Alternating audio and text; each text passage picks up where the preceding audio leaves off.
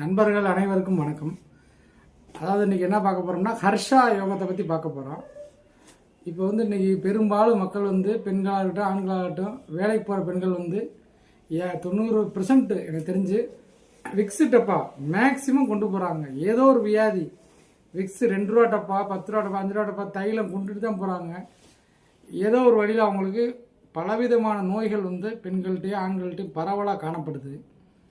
நான் சொல்கிறது வாழ்நாளில் ஊசி மருந்து மாத்திரையே போடாமல் எந்த நோய் நொடி இல்லாமல் 70 வயசு வரையும் இருந்துட்டு அவங்க காலம் செல்கிற யோகம் இது பேர் ஹர்ஷா யோகம்.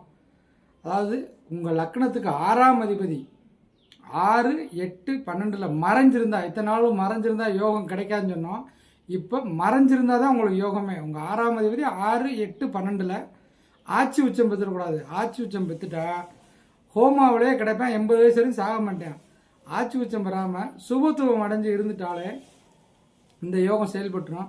அதாவது உங்களுக்கு எதிரின்னு யாருமே இருக்க மாட்டாங்க, கடன் இருக்கவே இருக்காது, நோய் நொடி இல்லாத தீர்க்காயிலான வாழ்வு. இது விபரீத ராஜயோகங்களில் ஒன்று.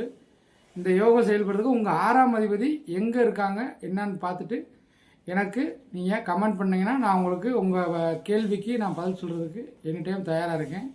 நன்றி.